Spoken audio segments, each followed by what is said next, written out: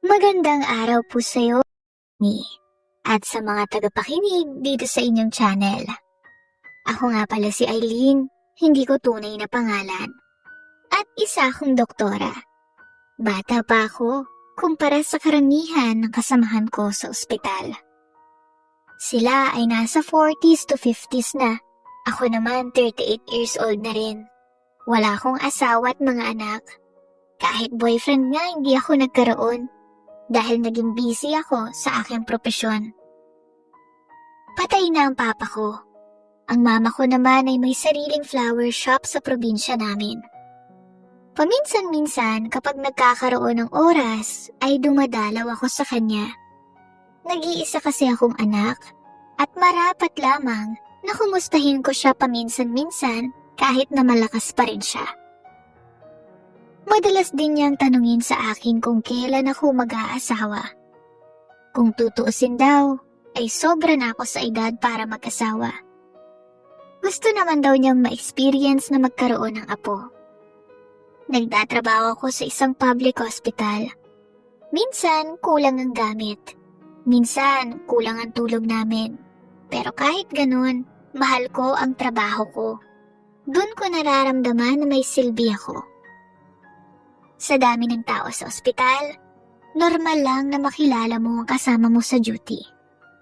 Doon ko nakilala si Philip.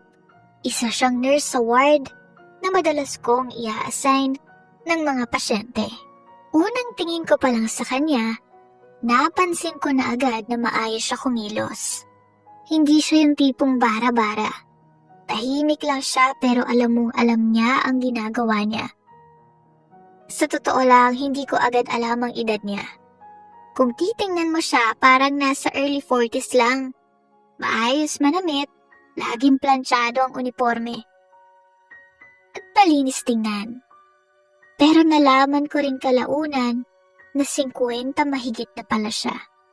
Halos doble ng edad ko. Nung una, normal lang ang samahan namin. Doktora ako, nurse siya. May respeto, may distansya. Pero habang tumatagal, napapansin ko na mas madali akong nakakahinga kapag siya ang kasama ko sa duty. Kapag siya ang nurse sa shift ko, parang mas kampante ako. Hindi ko na kailangan ulit-ulitin ang instructions ko. Isang sabi ko lang, gets na niya. May mga pagkakataon na sobrang toxic ng duty. Halos hindi na kami nakakaupo. Isang gabi, sunod-sunod na dumating ang mga pasyente. May naaksidente, may inatake sa puso, may batang nilalagnat ng matindi. Ramdam ko na pagod na ako. Nasa station ako noon, tahimik lang. Nakatingin sa chart, pero sa totoo lang, gusto ko na umiyak. Lumapit si Philip at inabutan ako ng kape. Dok, kape muna. Kaya pa? Ngumiti lang ako at tumango. Hindi niya ako pinilit magsalita at magkwento. Tumabi lang siya at tumulong sa pag-aayos ng mga papel. Simpleng bagay, pero malaking tulong na sa akin. Doon nagsimula ang madalas naming pag-uusap. Hindi naman tungkol sa personal agad.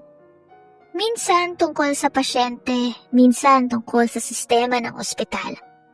Hanggang sa napunta na rin sa mga kwento sa personal naming buhay. Doon ko nalaman na may anak na pala siya. Isang lalaki, si Raymond. Nagulat ako.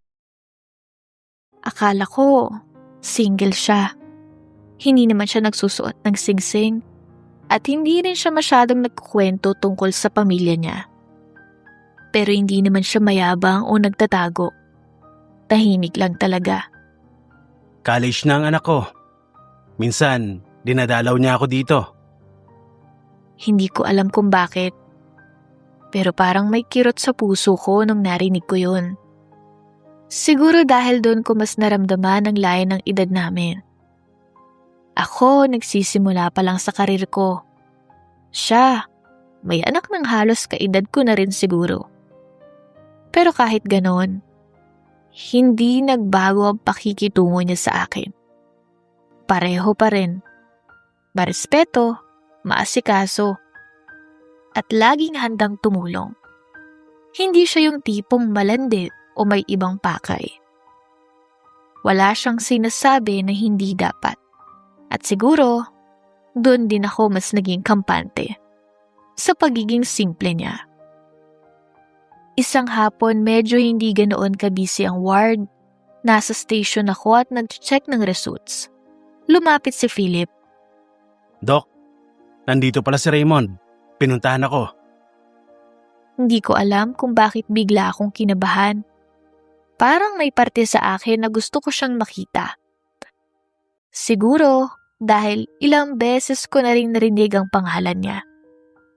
Ilang minuto lang, may lumapit na lalaki sa station. Matangkad, maayos manamit, at maganda ang kanyang mga mata na para bang nangungusap. Doon ko nakita ang pagkakahawig nila. Pareho sila ng mata at pareho ng paraan ng pagngiti. Doc Eileen, ito yung anak ko. Ngumiti ako at tumayo. Hindi ko alam, pero bakit parang bumilis ang tibok ng puso ko? Siguro dahil first time ko makilala ang parte ng personal na buhay ni Philip. Hi po, Doc.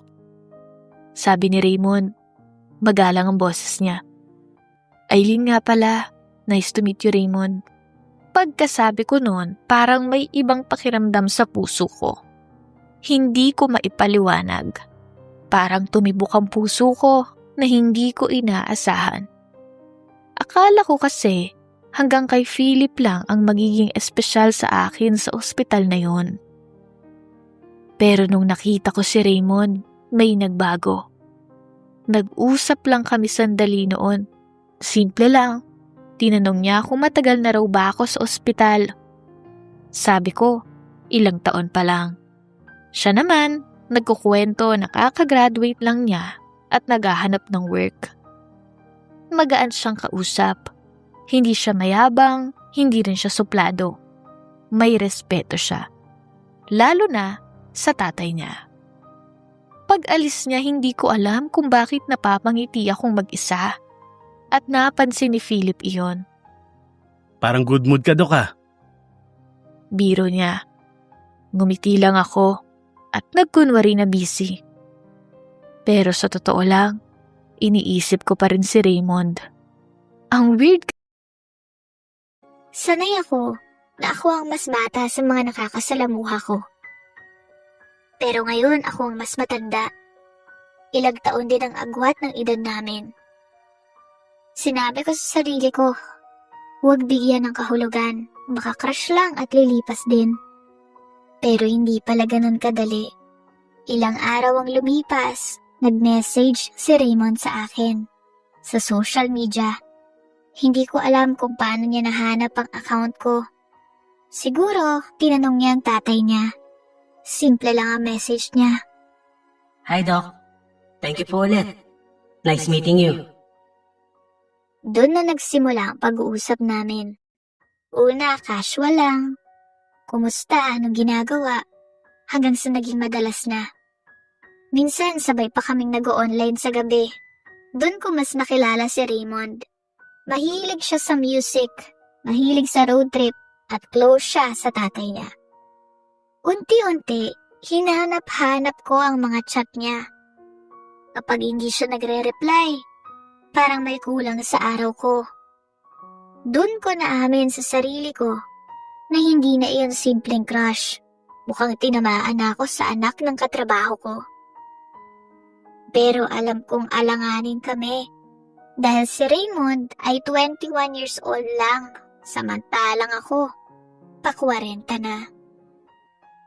Halos magnanay na kami kung tutuusin. Isang araw, nag-aya siyang magkape. Nagdalawang isip ako, baka may makakita o baka pag-usapan kami sa ospital. Pero nanaig ang gusto kong makasama siya. Nagkita kami sa isang simpleng cafe. Wala siyang arte. Hindi siya nahihiya na siya ang magbayad. Pero hinati ko pa ang bill. Ayoko namang isipin niyang ginagamit ko siya. Habang nag-uusap kami, mas lalo ko siyang nagustuhan. May plano siya sa buhay. Hindi siya pabaya. Hindi siya yung tipong tambay lang. May respeto siya sa akin. Pero hindi niya ako tinrato na parang mas matanda ng sobra. Pantay ang tingin niya sa akin. Alam mo, Doc? Aileen na lang pala. Sabi niya sabay tawa. Doon ko naramdaman na may espesyal na. Hindi lang yung simpleng pagkakaibigan. Madalas na kaming lumabas pagkatapos nun. Hindi naman araw-araw. Pareho kami may ginagawa sa buhay. Pero kapag may chance, nagkikita kami. Minsan lakad sa mall, minsan tambay lang sa park. Di ko na malayan. Masaya ako kapag kasama ko siya. Isang gabi, habang nakaupo kami sa kotse niya, tahimik lang. Mahina ang tugtog ng music. Bigla siyang nagsalita. Aileen, gusto kita. Diretso yun, walang paligoy-ligoy. Parang tumigil ang mundo ko nung narinig ko yun. Hindi ako agad nakasagot. Alam kong gusto ko rin siya. Pero ang daming pwedeng maging problema. Edad, tatay niya, katrabaho ko. Sigurado ka ba? Oo. Hindi ko tinitignan ang edad mo. Ikaw ang gusto ko. Doon ko na-realize, ako lang pala ang masyadong natatakot. Siya malinaw sa kanyang nararamdaman niya. Hindi ako agad sumagot ng oo. Pero hindi ko rin siya tinanggihan. Binigyan ko ang sarili ko ng panahon. Ilang araw akong nag-isip. Hanggang sa na-realize ko, bakit ko pipigilan ang sarili ko maging masaya dahil lang sa sasabihin ng iba. Kinausap ko siya ulit. Raymond, kung sakali man seryoso to, hindi laro. Seryoso ako at wala akong pakailam sa kung ano sasabihin ng iba. Doon nagsimula ang relasyon namin. Hindi madali. May mga bulong sa paligid, may mga tingin na mapanghusga. Pero pinili naming maging totoo sa isa't isa. Ang pinakamahirap na parte, si Philip. Isang araw, nagdesisyon kaming sabihin sa kanya. Hindi ko alam kung ano ang magiging reaksyon niya. Kinakabahan ako ng sobra. Ayokong masira ang samahan namin sa trabaho. Tahimik lang siya habang nagsasalita si Raymond. Hawak ko ang kamay niya noon, pero parang nanlalamig ako. Matagal bago nagsalita si Philip. Totoo ba to? Tanong niya sa anak niya. Oo pa. Doc, Aileen, inaasahan ko na magiging maayos ka sa trabaho. Pero hindi ko inaasahan to. Natahimik ako at hindi ko alam ang sasabihin. Pero kung masaya kayo at sigurado kayo, wala na akong magagawa pa. Anak ko siya. Alam kong hindi siya basta-basta papasok sa isang sitwasyon nang hindi siya nag-iisip ng maayos. Napaluha ako sa narinig ko. Hindi dahil sa lungkot, kundi dahil sa gaan ng pakiramdam. Ngumiti siya ng bahagya at pareho niya kaming niyakap. Masaya ako para sa inyong dalawa. Pagkatapos sabihin ni Philip ang mga salitang yon, parang nabunutan ako ng tinik. Hindi ko inasahan na ganoon siya magiging kalmado. Sa totoo lang, ilang gabi akong hindi makatulog bago namin sabihin sa kanyang tungkol sa amin ni Raymond. Natatakot ako na baka basira ang samahan namin sa ospital. Natatakot din ako na baka isipin niya na may ibang dahilan ako, kaya ako nilapitan ng anak niya. Pero hindi ganoon ang nangyari. Pagkatapos ng pag-uusap na yon, parang mas naging magaan ang lahat. Sa ospital, pareho pa rin kami ni Philip. Professional pa rin. Walang nagbago sa trabaho.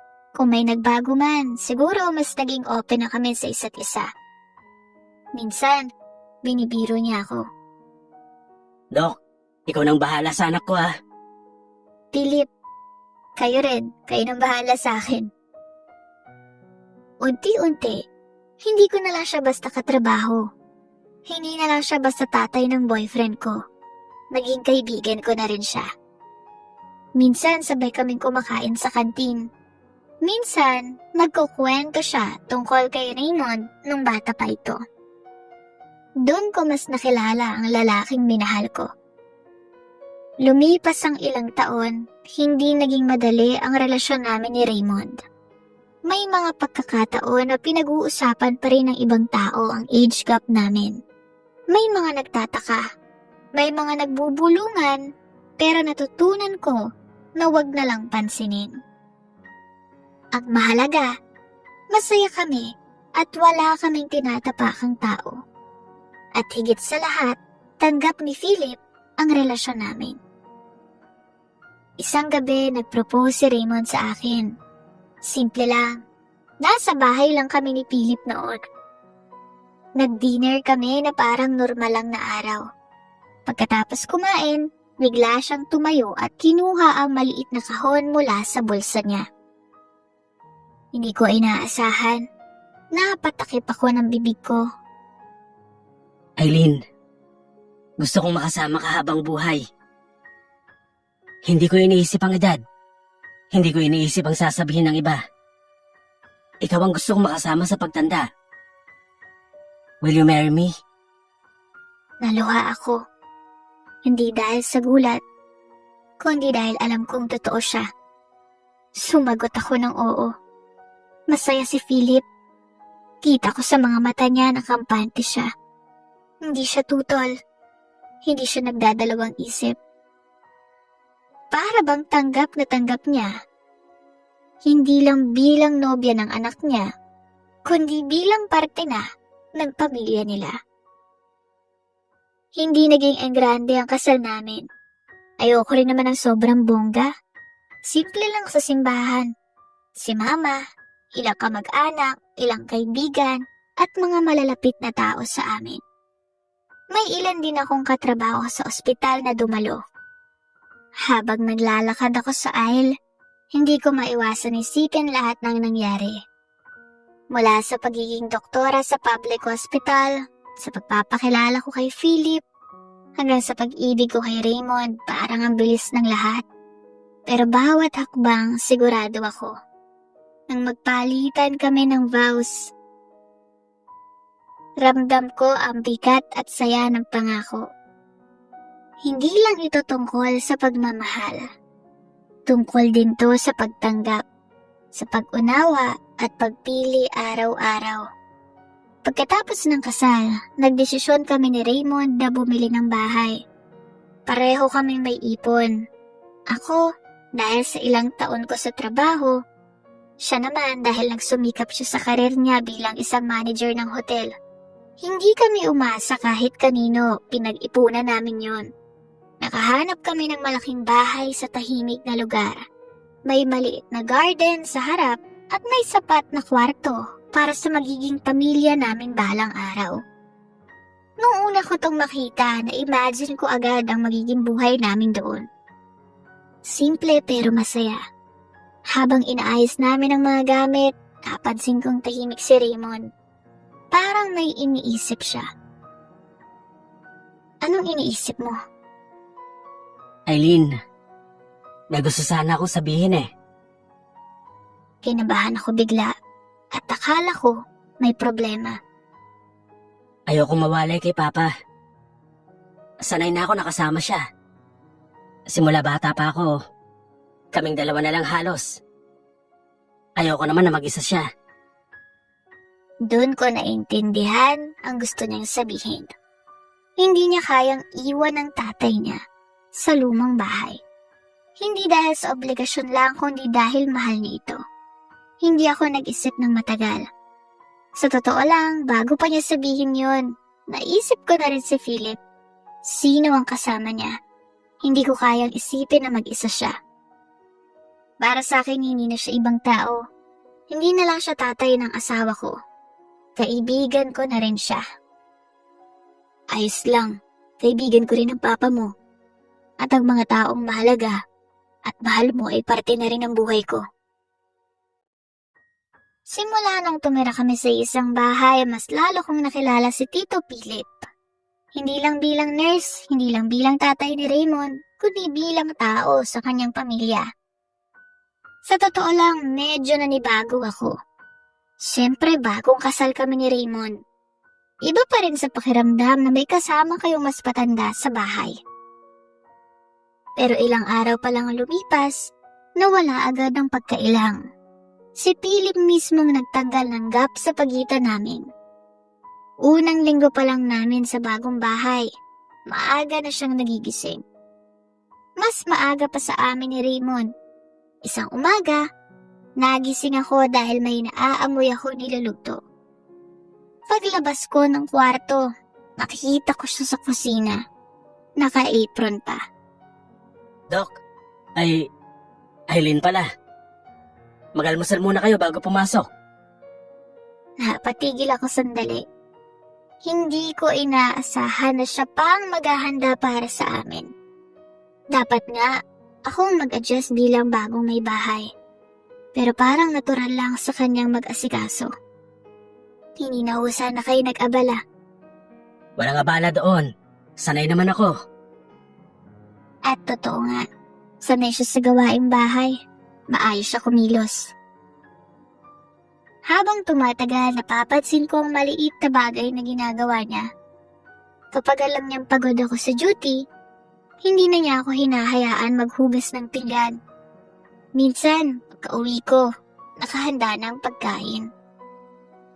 May mga araw na nagluluto siya ng pagkain dahil alam niyang madalas akong ma-expose sa pagod at sa puyat. Isang gabi, sobrang toxic ng shift ko. May emergency na halos hindi natapos. Pag-uwi ko ng bahay, akala ko tulog na silang dalawa. Pero pagpasok ko sa kusina, may nakatakip na plato at may maliit na note. Kumain ka muna bago matulog. Simpleng sulat lang, pero napagiti ako. Hindi ko kailangan hulaan kung sinong nag-iwan noon. Hindi rin siya nakikialam sa relasyon namin ni Raymond. May respeto siya sa space namin bilang mag-asawa. Pero ramdam mo ang presence niya. Hindi mabigat at hindi nakakailang. May mga hapon na sabay kami nagkakape sa sala. Doon ako mas nakarinig ng kwento niya. Tungkol sa mga naging pasyente niya noon. Tungkol sa hirap ng pagiging single parent. Doon ko mas naintindihan kung gaano niya kamahal ang anak niya. Minsan tinanong ko siya, Philip, hindi ka ba nahirapan noon? Mahirap. Pero mas mahirap kung pababayaan mo ang anak mo. Kaya ginawa kong makakaya ko. Doon ko lalo siyang hinangaan. Hindi siya perpekto, pero kita mong ginawa niyang best niya bilang ama.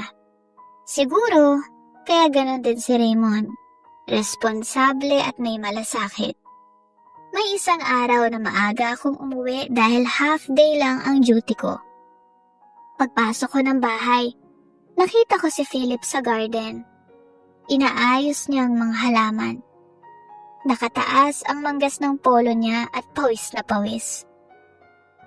Philip, pahinga ka muna. Exercise ko na to. Sumama ako sa kanya. Doon kami nagkwentuhan habang nag-aayos ng halaman.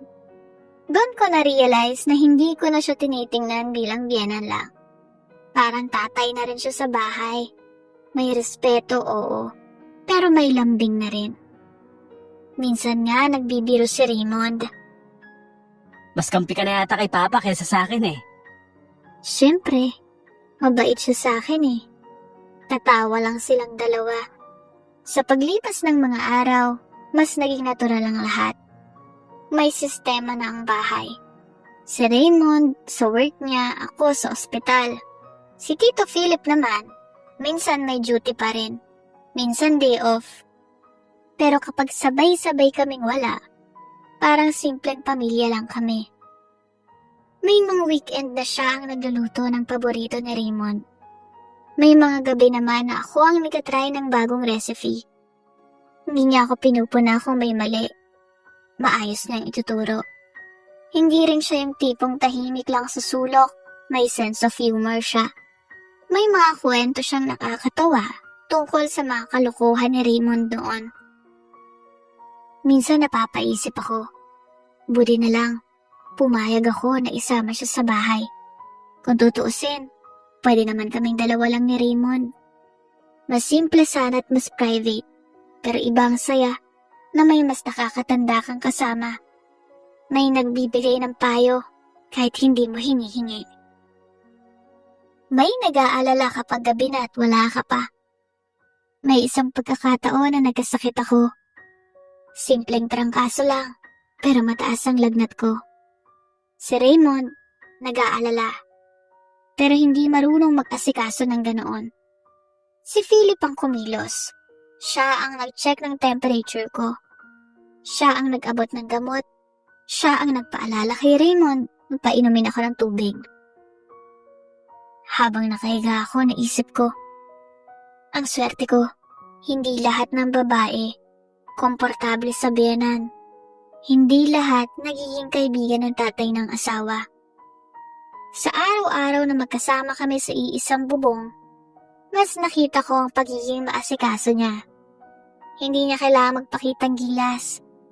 Hindi niya kailangan magsalita ng marami. Sa gawa niya makikita kung gaano siya kabuti. At sa bawat umaga na magigising ako na may amoy na kape sa kusina o sa bawat gabi na may nakahandang pagkain para sa amin, napapangiti ako at naiisip ko, tama ang desisyon naming magsasama-sama na lang sa iisang bubong bilang pamilya. Pero akala ko lang pala yun. Mali pala ako. Habang tumatagal ang pagsasama namin sa iisang bahay, dumating din ang panahon na nagdesisyon si Philip na magretiro na bilang nurse. Hindi na rin siya bata. Ilang taon na rin siyang pagod sa duty. Sabi niya, gusto lang daw niya ng tahimik na buhay sa bahay.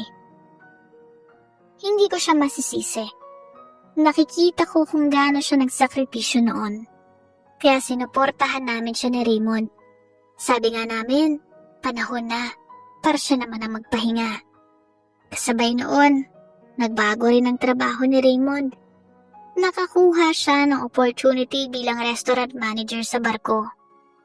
Maganda ang kita, pero ang kapalit, madalas siyang wala. Minsan ilang buwan siyang nasa laot, uuwi saglit, tapos aalis na naman ulit. Nung una, kaya ko pa. Sinasabi ko sa sarili ko, normal lang yun. Parte yun ng buhay may asawa. At para yun sa kinabukasan namin. Pero hindi pala ganun kadali kapag gabi-gabi kang mag-isa sa kwarto. Doon ko mas nakasama si Philip dahil wala si Raymond. Kaming dalawa lang madalas nasa bahay. Sabay magkape sa hapon. Minsan, sabay manood ng TV sa sala. Sa bawat araw na magkasama kami, mas naging komportable ako sa kanya. Mas naging natural ang pag-uusap namin. Hindi na lang tungkol kay Raymond, tungkol na rin sa akin.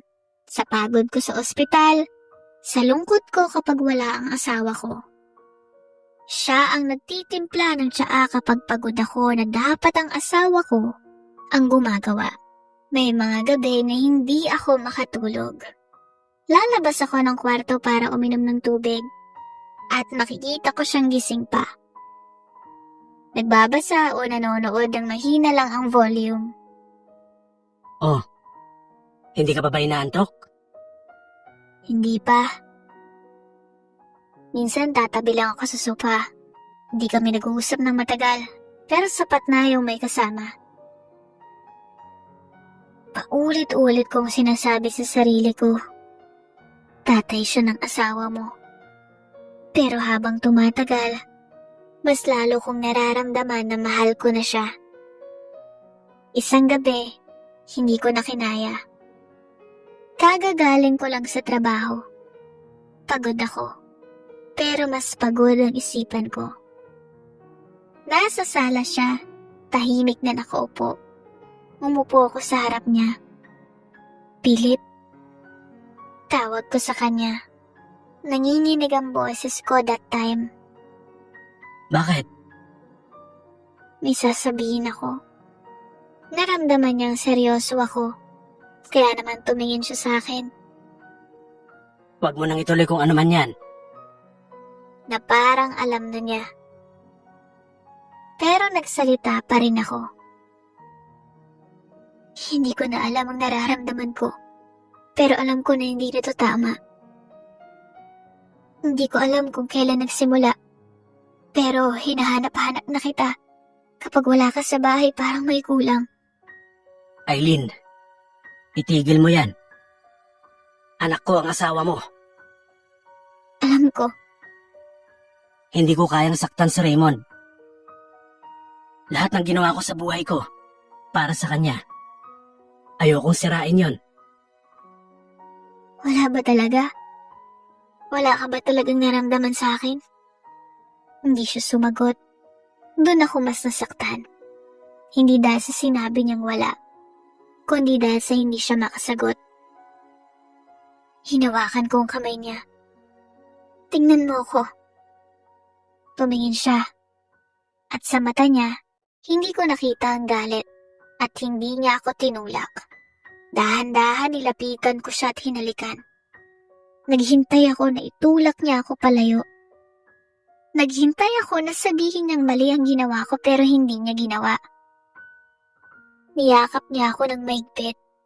At ng mga sandaling yon, pareho kaming nakalimot. Kinaumagahan parang normal lang ang lahat. Pero kalaunan nagbago siya. Dumistansya siya sa akin. Sa bawat tunog ng phone ko na may message si Raymond mula sa barko, mas lalo akong nakaramdam ng bigat. Alam kong may masasaktan kapag nalaman niya yun. At sa gitna ng katahimikan ng bahay na dati punong-puno ng saya at tawanan, ay nagbago lahat. Hanggang sa dumating ang araw na hindi ko kayang takasan ang bigat ng konsensya ko.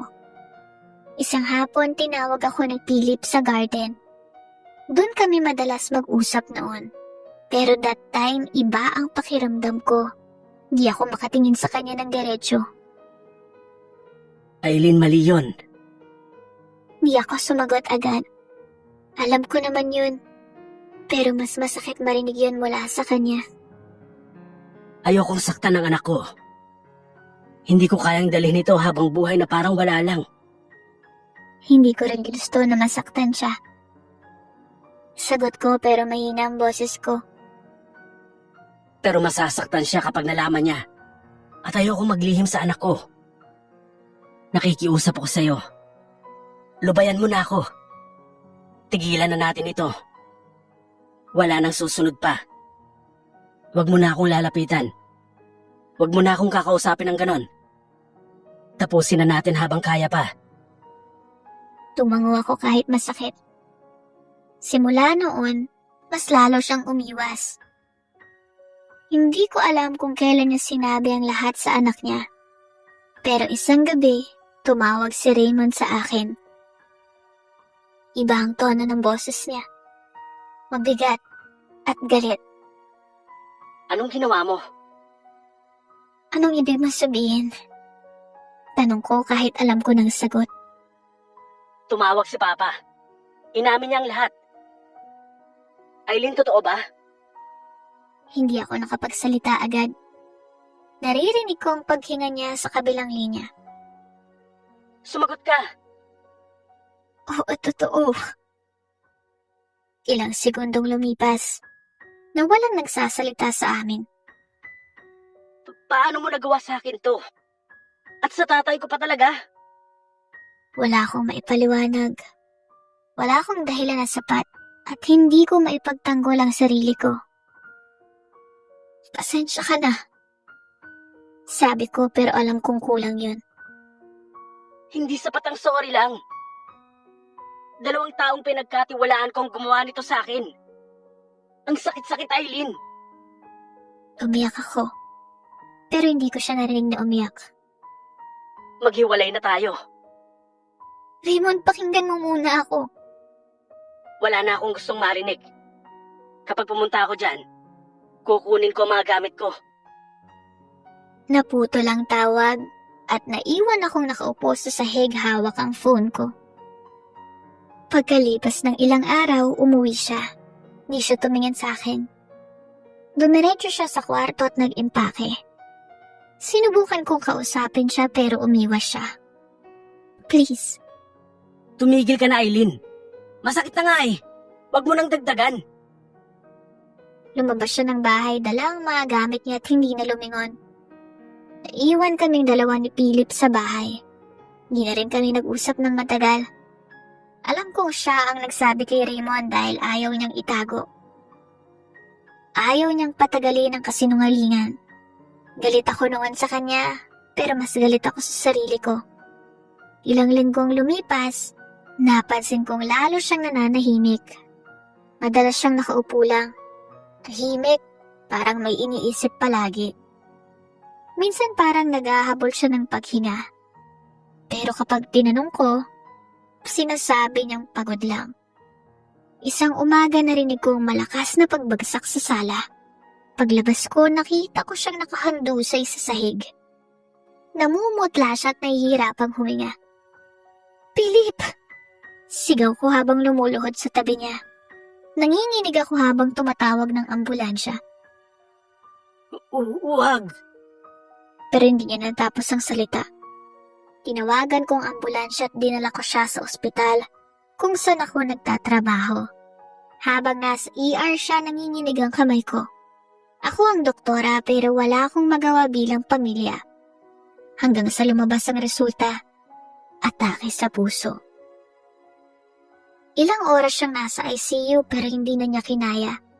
Sa huling sandali, hinawakan ko ang kamay niya. Pasensya na.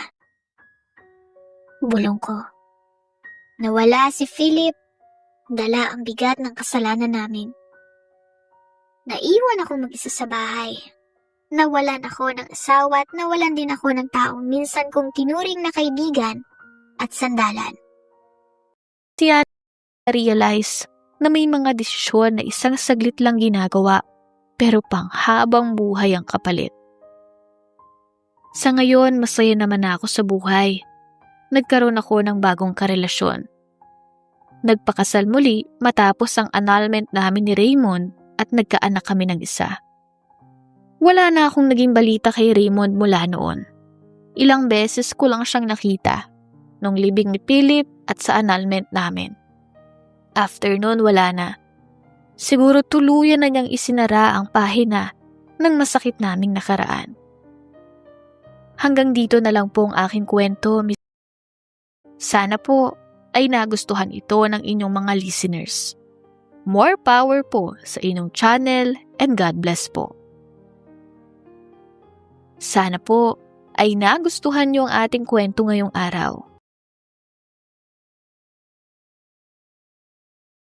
Aming salamat po sa inyong pakikinig at hanggang sa susunod na kwento.